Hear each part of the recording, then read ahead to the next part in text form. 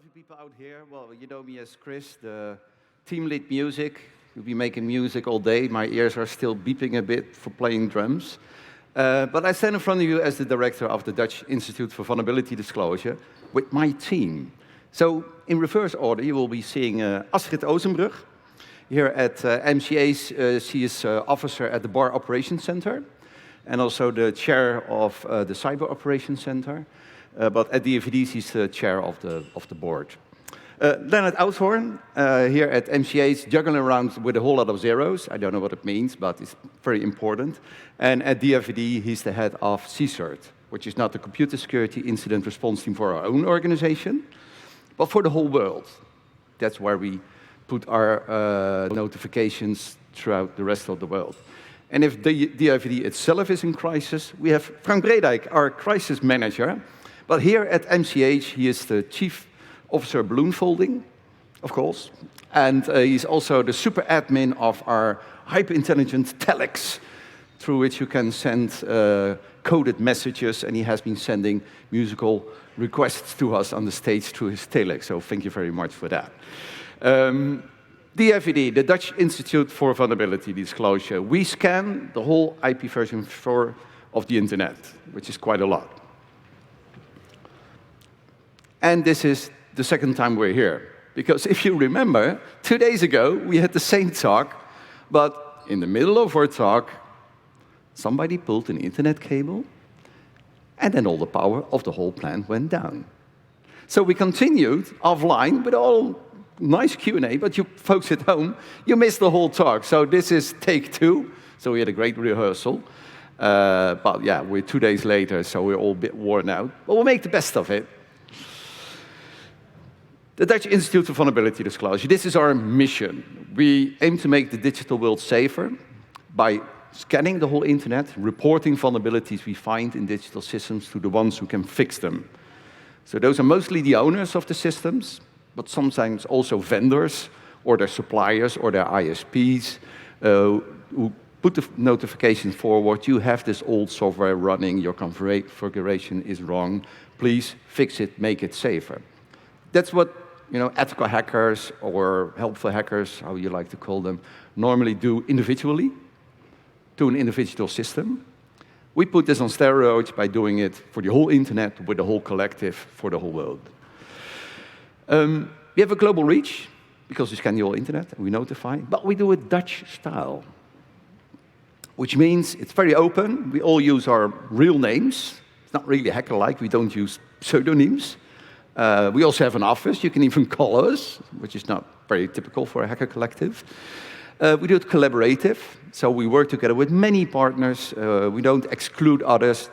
We work with everybody just to make the internet safer, like, well, the Red Cross also helps everybody.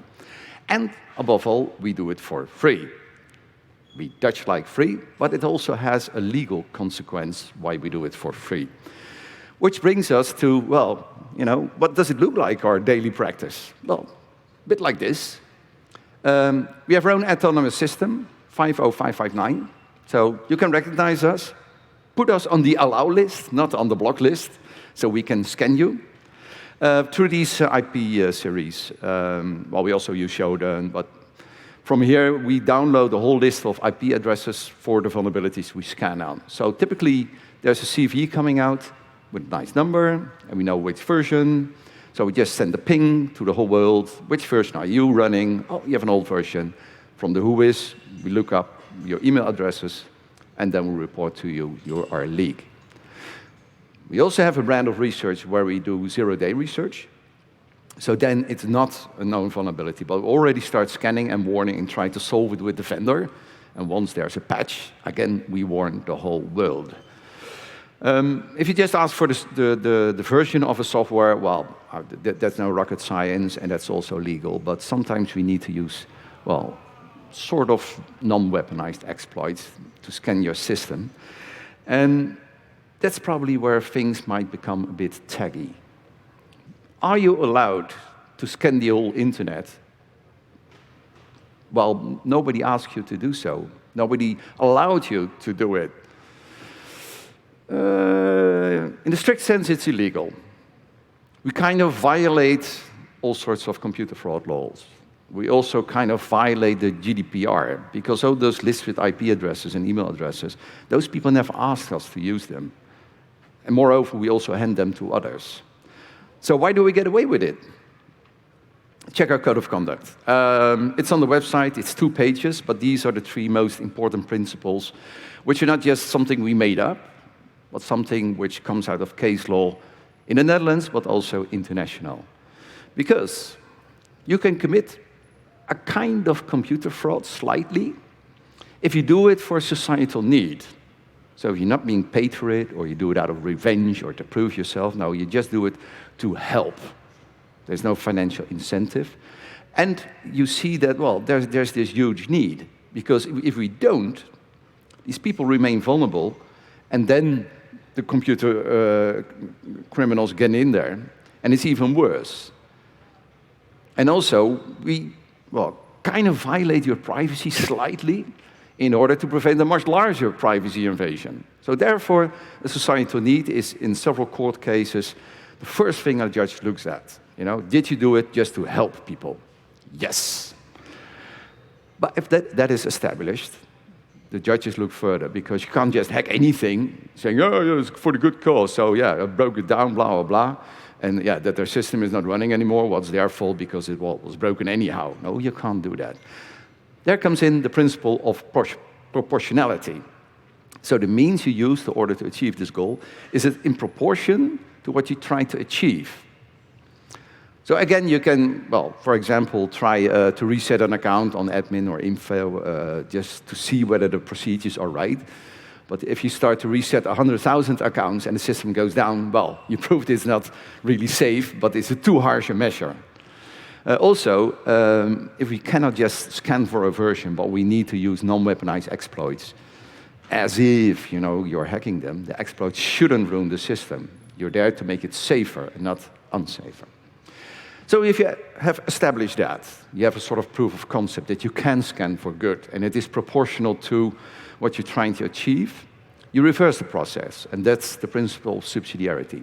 Okay, this is what we want to achieve, this is the means we found for it, this is the scanning method, but can we also use another method which is less invasive? So for example, you can enter a database. You can look around, of course, see what's in there, establish, well, it's a true database, it's actual, it's running, but please just make a screenshot of the folders and go. Don't start downloading all of this data, because you don't need it. It's not proportional, and there are less severe means to use it, subsidiarity. So much for the legal, ethical stuff, the boring stuff. Now we go to the part where you all came for, the case studies, the kind of researches we did. So we take you back in time, a year.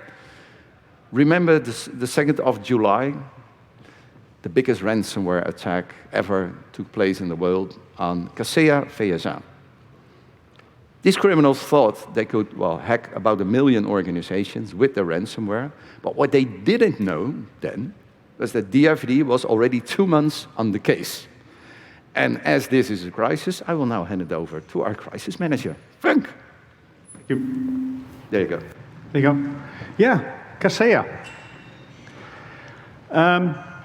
As Mikko said, yeah, it was one of the biggest cases we've ran up until now. Well, that was my line before I started talking about SolarMan. But it's actually a case that started off with Wietse on our right, who's here in a picture with Victor, who unfortunately couldn't be with us due to some health issues. Victor, love you, would like to have you here, but yeah, get well. Kaseya VSA's case 2021-0011. Yeah, and how did it begin? Well, Wietse Boonstra, he's sitting over there. He's a penetration tester by day and a DIVD member by night, as Jambos would put it. And he was doing a pen test of a customer and encountered a product called Kaseya VSA. And as he was poking around on the network, trying to find a way in, trying to find a way to get to his flags, he's like, this doesn't sit well with me. I think there's more to have, but I'm running out of time. So Wietse being Wietse, he took the software home, installed it in his lab, and started playing with it. And was it safe? Well, not really. Initially, we found around 7 CVEs, 3116, a credentials leak and a business logic flaw. Credentials leak in the sense that you could log on, you could get to the system, say, hey, I want to install my agent. You would get an installer file. If you installed the agent, there was an ini file, and in the ini file there were credentials to log in, and those credentials were credentials for an agent, but you could use them for much more. We also found an authenticated SQL injection vulnerability, a way to write into the database. I think it was a blind one, so you couldn't actually get data out, but you could get data into the database. An unauthenticated remote code execution vulnerability, several cross-site scripting vulnerabilities. I think we all lumped them together. They thought it was smart to handle two-factor authentication on the client side. It isn't. Then we found a local file inclusion vulnerability in the agent, and an XML external entity attack. And that gave 2 theoretical attack paths.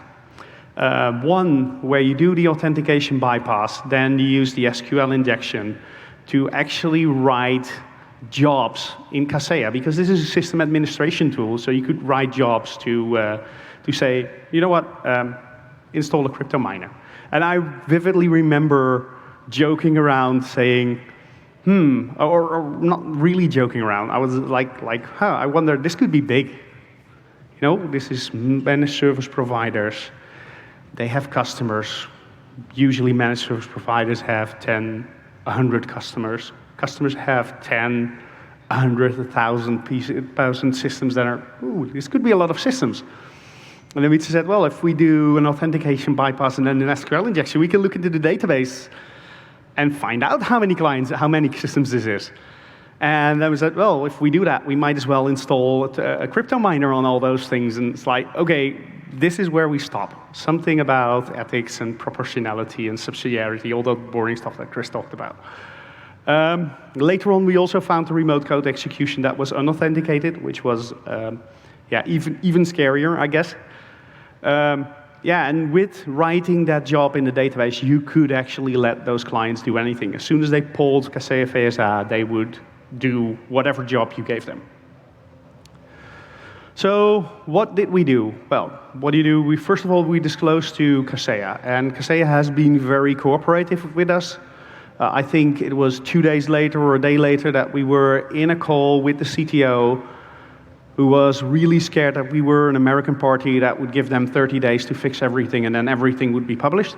I don't think that makes the internet more safe. If you want to have that debate, let's do it outside with a beer. They had a strong focus on fixing it. They asked us several times to retest findings once they fixed it. In the meantime, we could build an NSE script, an Nmap script to scan for exposed Kaseya instances.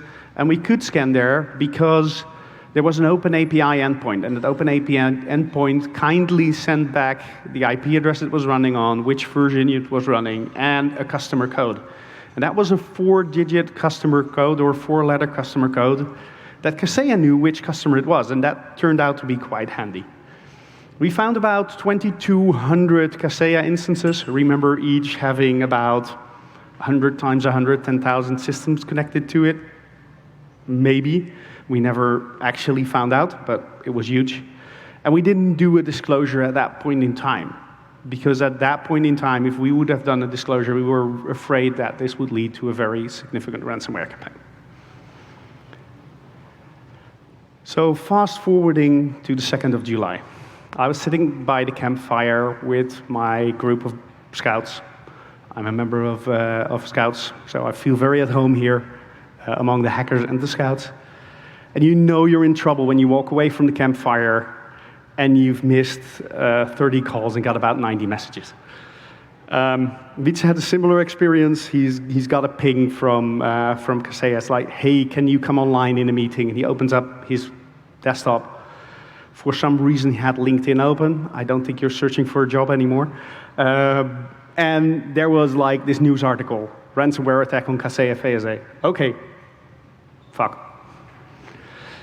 So we started a crisis call. And then we remembered, yeah, but we have a list of exposed VSA instances. Now, we do need to verify. It was about a month old then. We did send out notifications, hey, you're likely running Kaseya VSA. It's a good idea to do it, to not connect it to the internet anymore. We provided a list of services to Kaseya. We helped them with the crisis management. We helped them with their decision to take the system, the SaaS service offline. We started a new scan with ZMap and that Nmap and that NSE script, and we rinsed and repeated. And then our then CISO was like, fuck, did they attack us? Did they get the exploits from us? Whoa, they did something differently, it turned out. They are using the same authentication bypass that we found, but they were using a different vulnerability, which was a file upload vulnerability. Arbitrary file upload, then called a file, which called for local file inclusion, code execution, and then update the task list and install ransomware everywhere. And by the way, they went for money. The other reason why we think they never hacked us is, well, a thorough investigation. Thank you for that. The other part was we had this more nasty exploit here on the top. We had a direct remote code execution would have made this attack so much more efficient from their perspective and so much more hurtful for us. It worked, as in the number of Kaseya instances in our baseline scan 1 and 2 was about 2,200. Overnight, it dropped to about 600. Then it dropped during the day to about 50. And on the 4th of July, obviously on the 4th of July, I remember having calls with people who were on boats with barbecues in the background. It even dropped lower. Part of these things went offline because they got encrypted. And companies were in panic mode. Others went offline because we told them so. And I actually got the feedback like, yeah, this is the third time we're being called to take it offline. It was just a system to see what happens. We're taking it offline. And on the 4th of July, there were no Kaseya VSA systems online in the Netherlands at all. But it also didn't. Because Co-op Supermarket in Denmark had to close down 500 stores.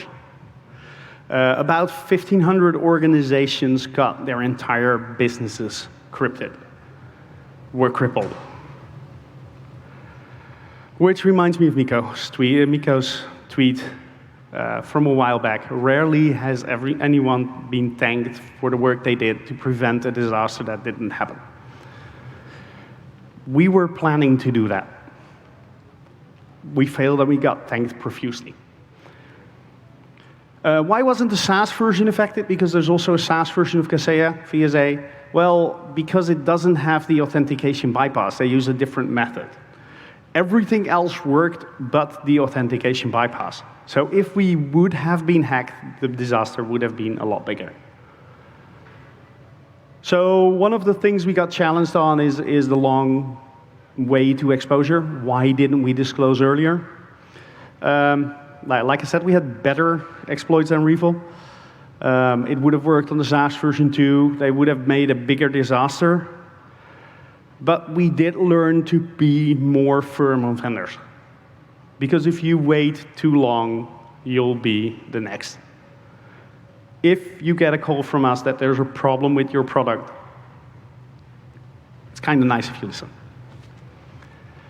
It had a very satisfying ending in the sense that the Refill ransomware gang was arrested in Russia, which is all the better. But yeah, and it put us on the map.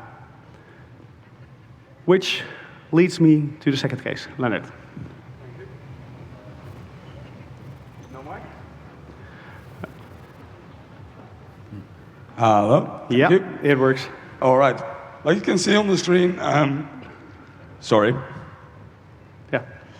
I wanted to talk about two different cases that were quite unique for us, and that's why I think they're interesting to talk about.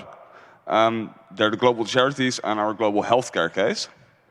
Like Chris told you earlier, we're usually scanning for known CVEs or In the case of Kaseya, working with vendors to disclose our own zero-day research, but these two are different.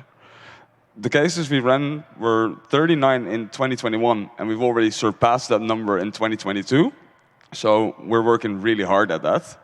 And we were happily chugging along with that, and then this happened. A cyber attack on the Red Cross where data of vulnerable people was in danger. So the cyber attack happened because of an unpatched server, and the server happened to be Manage Engine from Zoho. And at that point, we were like, we know this name. Have we looked at this? Did we not look at this? Why wasn't this prevented by us? So we looked back and we were like, hey, we did make a Slack channel for this. We looked into it. But sadly, it turned out that there was no benign way to scan for this vulnerability without very high chance of harming the systems.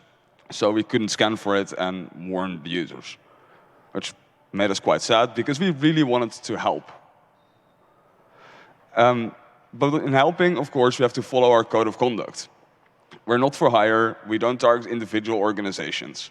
So at this moment, we had to be a little hacky of our own code of conduct. And instead of targeting a single organization we wanted to help, like the Red Cross, we decided to scan all the charities and healthcare providers we could find. This resulted in 2 new cases, which you can see here, our global charity vulnerabilities and our global healthcare vulnerabilities cases. And this was for us an entirely new approach, because usually we send an email and then for a commercial party, hey, you know now, you are aware, please fix, it's your responsibility. But we really cared about these NGOs and charities and all the good work they are doing. So we really wanted to help them, give them a bit more aftercare, really chase down the fixes, do the follow-up. And for a change, we were not scanning for a single vulnerability, but we were scanning for all the things we could find that would put these organizations at risk. So we did it. We managed to help them find a lot of vulnerabilities, get a lot of them resolved, receive nice thank you messages, and then you think, we're done. No, we're not done now. Because what's next? We have these lists of IP spaces and domains that we can now link to these organizations whose work we find so important. So in any new case that we run, we can check our list of results for these organizations and give them the same aftercare that we did in these 2 unique cases. And that's how we'll be moving forward, trying to help these organizations that also do their best to make the world a better place. Because we think it's really needed, as we definitely see a pattern in these organizations, that they're so busy doing the good work, or in cases of charities and NGOs, not always have the funds to do cybersecurity well. And that's a pattern we're seeing in various cases, and one of these different cases is the Zimbra case, which Frank will now tell you a bit more about.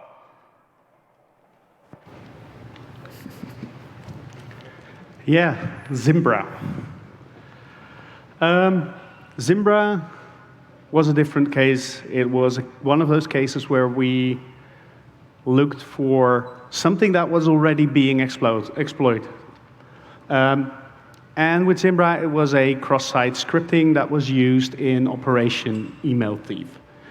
The dear people at Velexity, who do some excellent work every now and then, actually identified a campaign in which an attacker first sent a reconnaissance mail, then a couple of days later sent another mail if the account was actually active. And if somebody clicked on the mail while being logged into Zimbra webmail, that link would successfully redirect to a URL, and all your email would go to their CNC server. All of it. So Zimbra is a product that's like Outlook or Exchange. It's a groupware product, email client, scheduling, those kind of things. And it had a lot of potential victims. Well, back on that first date, the 14th of December, there were roughly 65,000 Zimbra servers in the IPv4 space that were all vulnerable. And there were things like European government bodies, media, universities, Ukraine government and ISPs, Russian government bodies. Those kind of organizations are important. Data getting stolen from universities is not a good thing generally. On the 7th of February, the number of vulnerable servers was reduced to 31,000 because at that point in time there was actually a patch. Some people could patch. But this was still exploited in the wild. That number went down on the 14th of February to about 24,000, and then it stabilized on the 14th of March. But we're not really sure if it stabilized, because it turned out that there were two ways to upgrade your Zimba server. One is chuck it away, get a new one, install the new software. The other one was a hotfix. And that hotfix did fix the vulnerability, but didn't change the version number in the front end. So we were doubtful if those numbers that we were seeing were actually vulnerable clients. So at that point in time, we decided, okay, we're not gonna continue on this path. We did some research. We couldn't find any more reliable way to do fingerprinting. And that was the end of this talk. With that, I'm going to give it over to Astrid. And while Astrid is coming here, it's one of those cases where you end up not on high, but with a little bit of info. Yeah. I was just listening to your talk, and I but was it's really your talk impressed. Too. So I only have 2 hands, and now I have 3 things. So, well, hello everybody. I'm going to tell you something really exciting about governance. Who doesn't want to know anything about governance? Let's see how this works. I'm going to tell you a little story. It started somewhere in winter 42. No, I'm just kidding. It started with a man with a dream. His nickname is OX Dude. I don't know if you ever heard of this guy. It's Victor Gevers. I hope you can see the stream now, because last time I gave a big shout out to you.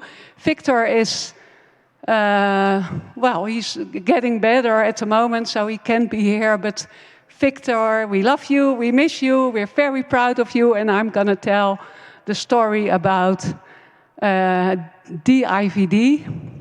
They call it Dutch Institute for Vulnerability Disclosure. I call it Dit is Victor's Droom. This is Victor's dream, because it all started with this dude. So please, a big shout out, a big hand out to Victor. We miss you, we love you.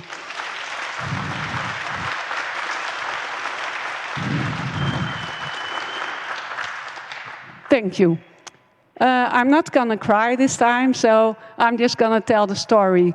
Because Victor started this whole dream in his own way. Like, he took a sabbatical, not in 2014, 2015, or 2017, no, in 2016, because it was a leap year, so there was one more day, 360 days, and he could find vulnerabilities. He did a lot. I don't know the number, but it's really big. And this is how it all started. And then he wanted to make his dream bigger, and he asked Chris and me to help him. And, well, then Frank came, Lennart came, and then hundreds, no, I say hundreds, but 100 volunteers came. And this is how we became this bunch of nice people. We have a supervisory board, we have a board, we have a director, we have a management team, and 100 volunteers. We are looking all happy here, so, I think we are. So now you can see this beautiful picture about how we thought about how you make a good volunteer organization. What do you want to do? You want to make sure your volunteers are happy. So we have a board, we have a supervisory board who tells us to, take care of this and don't do that. And then we do it anyways because we are a bunch of hackers. And we also have our director, Chris, who never done this before. So that is why we wanted him. We have a research, we have CSERT, we have operations, we have HRM, communication, finance, compliance. It almost sounds like a real company, but still, it's built with people who never done this before. And we are doing a fucking awesome job. Just saying. Then the next step we decided to start is the academy, because we have a lot of youngsters who want to become a hacker. But well, sometimes you have to teach them how to do it in an ethical way. And this is what we call the advanced kitten herding.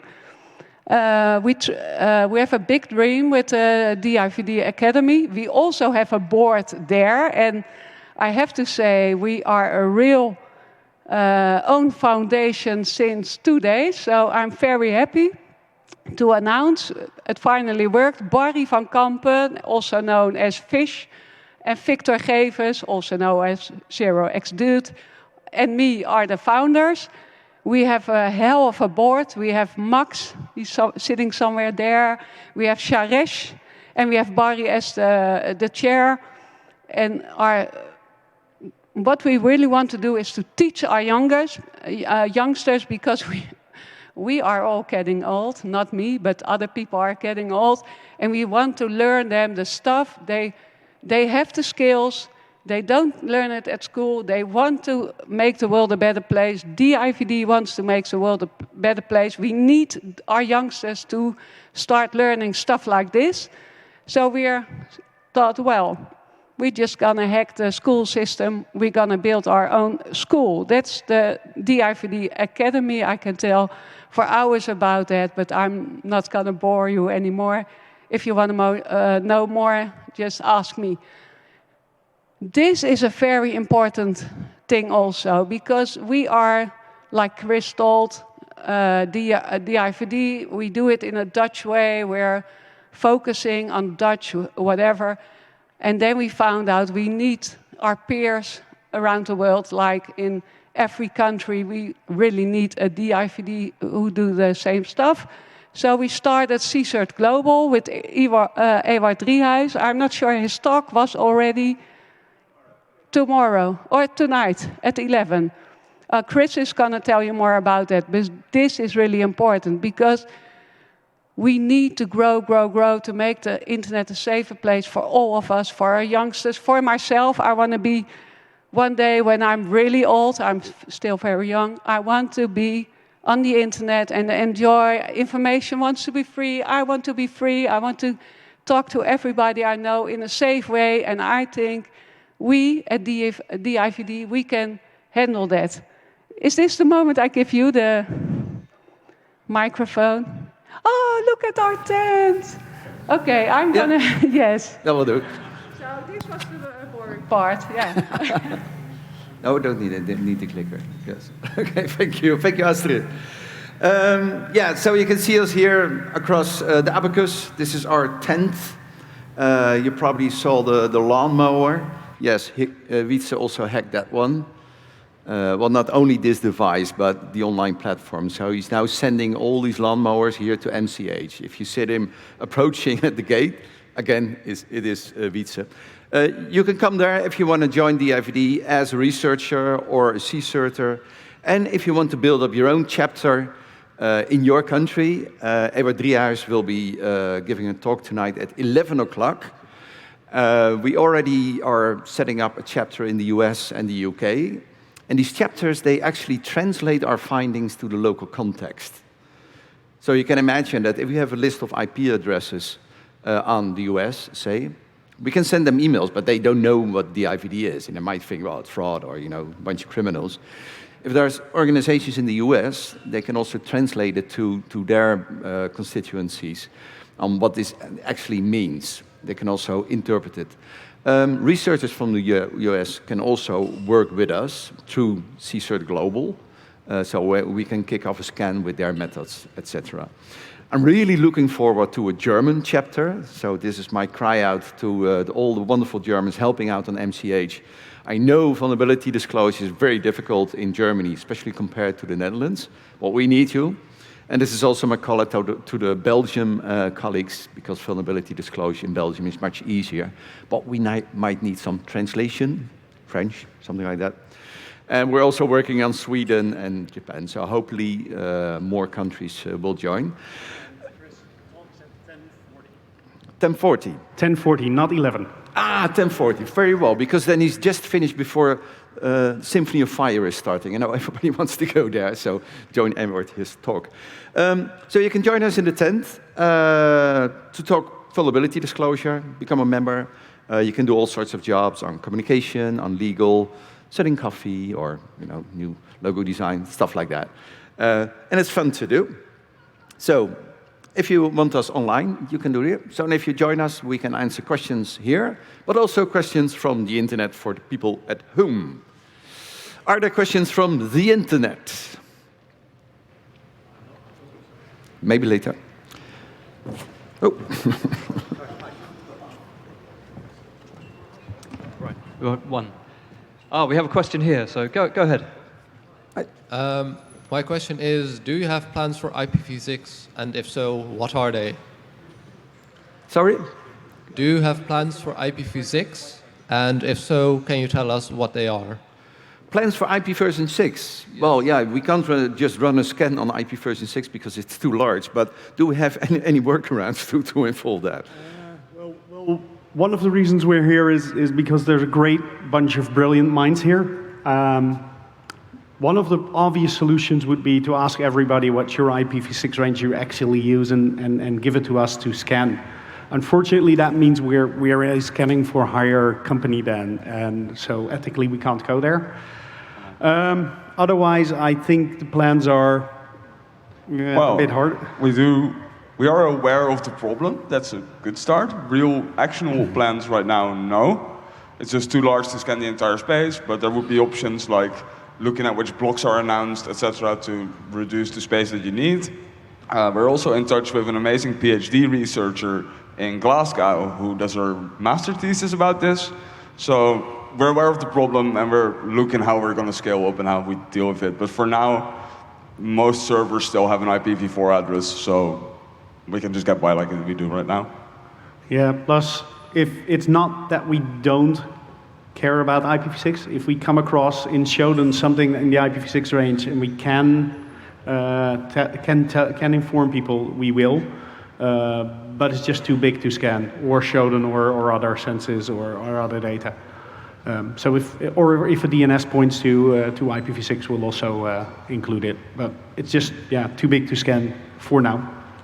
Okay, thank you. Yeah, so if you want our scans, you want to be safe, don't use IP version 6. No, just a joke. Do use IPv6. It's time that we start using this thing that's been around for years. Yeah. Yes. Do we have another question at the back? Yes. Now, first of all, thanks for all your good work. I think DIVD helps a lot of people. And but my question is, I see on the internet, because of the privacy regulations, that email addresses and these contact details get most of the time redacted.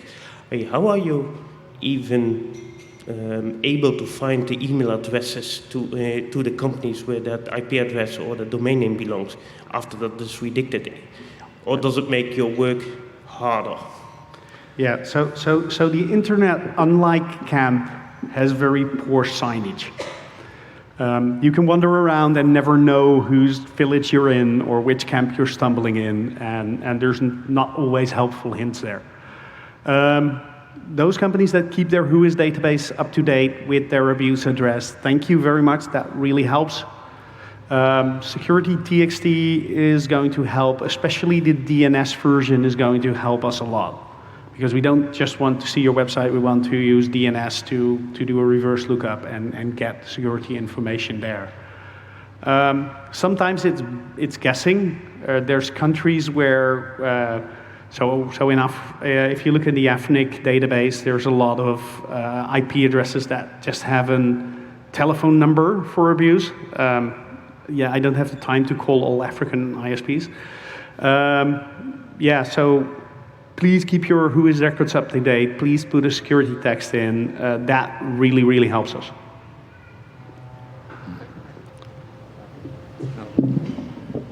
Thank you for the presentation. You were in the news a couple of days back regarding the solar panel stuff, right? Yes, correct. It was yesterday. Yesterday. Oh, great. And that yeah, it's of course very scary stuff, and many thanks for all the hard work in that. My question is, are you any plans for other converters to check? Which ones do you have? I have 3 good weeks. So obviously this topic has our attention. On the other hand, we're limited by the amount of time we have. We are doing competitor research. We're not after certain vendors. Solomon just happened to be the unlucky one that we found first. Yeah, I guess the state of IoT security would be another talk on itself. Okay. Thanks. Yeah, and Frank already did. So if people are viewing at home and think, what is this about? Look at the internet outage technology, you called it, right? Yeah, international outage technology. International outage technology, and it was, we discovered a management panel for many converters, and yeah, it needed to be closed off because, well, you can do nasty stuff with that. So if you want to watch back that talk, it's available now. Yes. You already gave an plan on expanding, on going abroad, and distributing DFID to other countries. If we speak again in 5 years, what things would you have? What would you like to see that happened, or where you stand then? I think that's a question we all might answer. Shall I kick off? Yep. In 5 years, we have grown from 100 to several hundred researchers to do all the work we need to do. So each high is being scanned in a sufficient manner and also reported to the whole world. So we need more researchers, more CSIRT people to do that. Also, that it is still a voluntary organization, but that these people are committed to stay with us. 3 is that each country in the world has its own chapter, and forwarding our findings too. We're already building in the Netherlands our own network of trusted information sharing partners who put our notifications to their constituencies. So like through internet service providers, we had ZCERT for healthcare, we have DTC for small medium enterprise, we have the National Cybersecurity Center for the government. That model might be exported to other countries, helping about, so it's not only our effort, but other countries are helping too. And I hope that in 5 years we still exist and that we didn't have a court case which bankrupted us. So those are my 4 visions for the coming 5 years. Astrid, what is your vision for the coming 5 years for DFID and also, of course, the Academy? Well, my vision is we will grow, and the same points you gave, but also that everybody will recognize us and know we are the good guys and girls and people. We are the good people, I must say. For the Academy, I really want to be a real school where kids can be happy. If you put a fish and a monkey in front of a tree and you say to the fish, climb the tree, then you know it will never happen. But the fish has also very good skills. So that's what we want to do with our kids, our youngsters, to tell them they're good enough for this world. They are fucking smart. We're going to teach them to use their skills in an ethical way, and we're going to make sure they become our new generation of pen testers. That is my dream. That is Victor's dream, I know. We also want to make sure that people who are sitting at home at the moment don't get a job because they have different skills. We want to make sure they get the jobs they love, they need, and we need them. So that's my vision for the future. It's more about people, and we're gonna make sure that we hack our way into the next generation because somebody has to do it. So we will do this. Anyone else? Leonard, in 5 years, well, then probably people are fed up with me and you'll be the director of the IVD. So where does the IVD stand in 5 years? I was going to start with in 5 years, I hope to do less managing and more hands-on hacking again, but thanks for that. No, I think in 5 years that I really hope we are reaching, having global reach and having a better way of reaching potential victims. Because right now, the abuse addresses, we rely a lot on ISPs forwarding our message. And some of them do, and some of them just refuse to work with us. which is a shame because it means we don't reach certain people. So I really hope we can find a solution to that part of the problem. Yeah. So being the crisis manager, I'm going to hope for the best and plan Did you for have a the boring worst. job?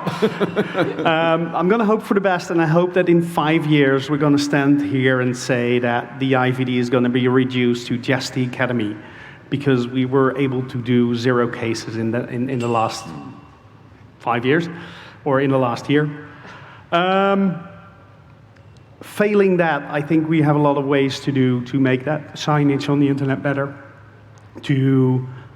Right now, scanning is a batch process, so we scan, there's a lot of verification, messages are relayed, and then they go to your ISP or your colo provider, or your network provider, who might give it to your colo provider, who might give it to their customer, who's the customer of another customer, and then the message may never get there. And I hope that we can, in the Netherlands, build an infrastructure to automatically get these things there in minutes from us detecting there's something wrong, and hoping to expand that infrastructure globally so that people really get notified, hey, you have a problem, really, really soon.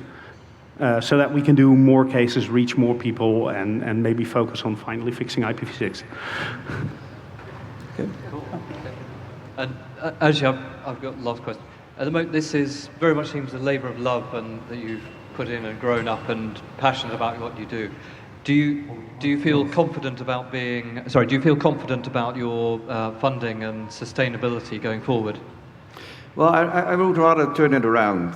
At the IVD, many researchers are already doing this job. And joining us, it's a huge relief to see other people doing the same.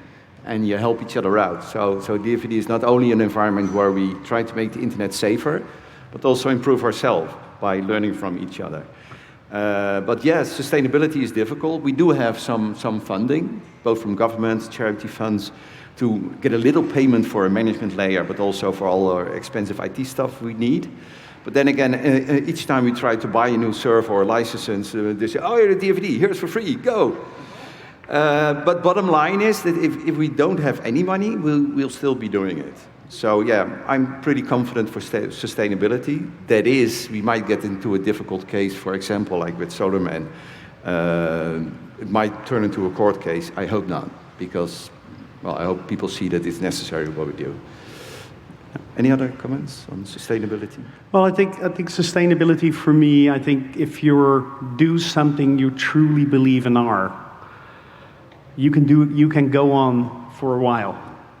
I work a job, I work for the IVD, but it doesn't feel like work. It feels like I get to be who I am. And that, for me, is the most important part of what I do.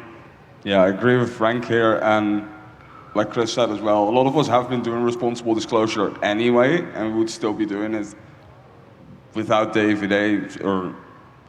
So if the IVD lacks the funding, we'll just continue doing what we do and keep doing the IVD, because we started without a lot of funding as well. It will make your job a lot worse. It does. Yeah. Cool. Well, thank you very much indeed, Chris, Astrid, Frank, and sorry, Leonard. Get my pronunciations right. Thank you very, very much indeed.